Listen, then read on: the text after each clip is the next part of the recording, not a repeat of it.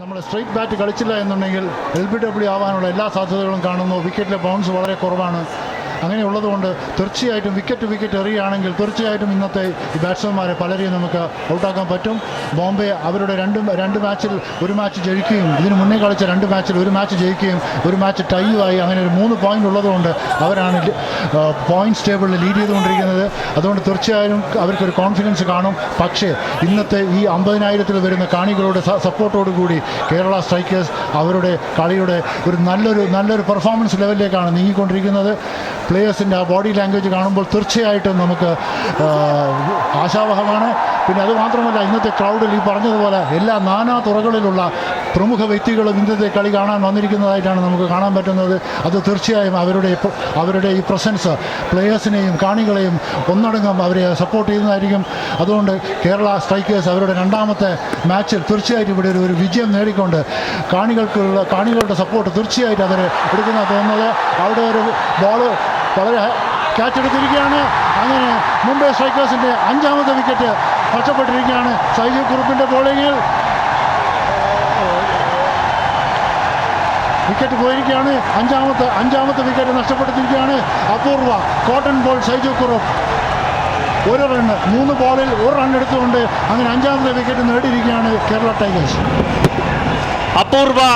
അപൂർവ ഒരു കൂറ്റനടിക്ക് ട്രൈ ചെയ്തതും സൈജു കുറുപ്പിൻ്റെ കയ്യിൽ ഏറ്റവും സേഫായിട്ട് വളരെ മികച്ച രീതിയിൽ ആ കോട്ടൺ ബോൾഡ് അദ്ദേഹം പിടിച്ചിരിക്കുകയാണ്. സൈജു കുറുപ്പിൻ്റെ ആദ്യ വിക്കറ്റ് 71 ആയിരിക്കുന്ന ആ ഒരു പ്രതീതിയാണ്. സൈജു കുറുപ്പിൻ്റെ വീണ്ടും മികച്ച ഒരു ബോളിംഗ് പ്രകടനം നമുക്ക് കാണാൻ സാധിക്കുന്നു. മുംബൈ ഹീറോസ് 12.2 ഓവർ പിന്നിട്ടപ്പോൾ 71 റൺസ് 5 വിക്കറ്റ് നഷ്ടത്തിൽ. പുതിയതായിട്ട് ബാറ്റ് ചെയ്യാൻ വന്നിരിക്കുന്നത് ഷബീറാണ്.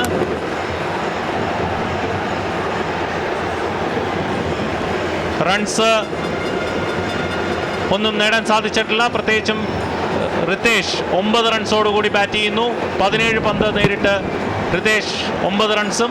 പുതിയതായിട്ട് വന്നിട്ടുള്ള ഷബീർ നോൺ സ്ട്രൈക്ക് റെൻഡിൽ ബാറ്റ് ചെയ്യുന്നു.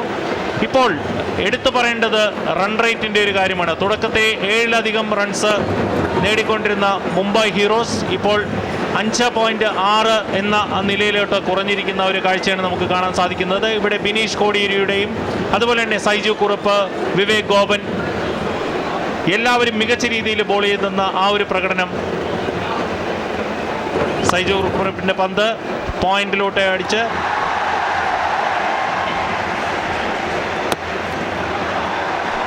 72 റൺസ് 5 വിക്കറ്റ് നഷ്ടത്തിൽ മുംബൈ ഹീറോസ്. ബോളർമാർ വളരെ ശക്തമായിട്ട് ആദ്യ പവർ പ്ലേക്ക് ശേഷം അവരുടെ ബോളിംഗ് പ്രകടനം ഏറെ മെച്ചപ്പെടുന്ന ആ ഒരു കാഴ്ചയാണ് നമുക്ക് കാണാൻ സാധിച്ചത്. ഷബീർ, സൈജു കുറുപ്പിൻ്റെ പന്ത് സ്ക്വയർ ലെഗിലോട്ട് ഫ്ലിക്ക് ചെയ്ത് തൻ്റെ ആദ്യ റൺ നേടിയിരിക്കുന്നു. മുംബൈ ഹീറോസ് 13 ഓവർ പിന്നിട്ടപ്പോൾ 73 റൺസിന് 5 വിക്കറ്റ് നഷ്ടത്തിൽ.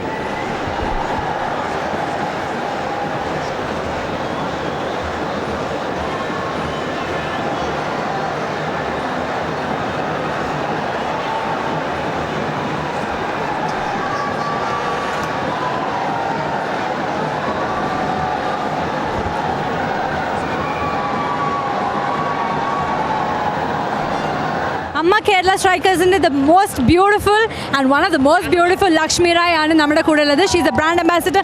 So since you are such a beautiful face for Amma Kerala Strikers, how do you feel supporting them? I think myself and as a team, I think we both complement each other because it's a beautiful team as well. So I'm so happy, and I'm so happy to see the crowd cheering up Kerala Striker and its houseful stadium. More than that, it's just cheering up, it's just boosting, it's such a wonderful feeling. Okay, innalthe matchil Kerala Strikers lost to Chennai Rhinos, but has that lost your confidence? Not really. It's part and parcel of the game. It's T20, anything is possible because it's it's a game and we all are here to enjoy.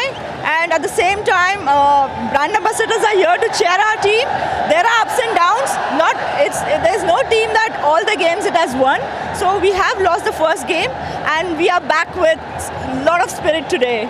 Well, I've asked the same question to Bhavna. How is it watching your co-stars on the ground playing cricket? Don't ask me. It's something a new feel. But entertainment and sports are always, in terms of related, it's balancedly related. So it's different, it's new for us to see. And moreover, our own co-stars playing here on the field and seeing them being a cricketer is an amazing feeling. One last question. Who is the most passionate celebrity cricketer of Amma Kerala Strikers? I say Lalso. Lal sir. All right. Thank you so much, Lakshmi. Keep cheering. And would you like to cheer for them once here? Kerala Strikers are go-getters. Thank you so much. Thank you so much. Over to the commentators. Bineesh കോടിയേരിയുടെ 14ാമത്തെ over നടന്നുകൊണ്ടിരിക്കുകയാണ്. Mumbai heroes അവരുടെ 5 wicket നഷ്ടത്തിൽ 75 runs എടുത്തിരിക്കുകയാണ്. നമ്മളിവിടെ കാണുന്നത് Amma's Kerala strikers ഓരോ ബോളും എൻജോയ് ചെയ്തുകൊണ്ടിരിക്കുകയാണ്.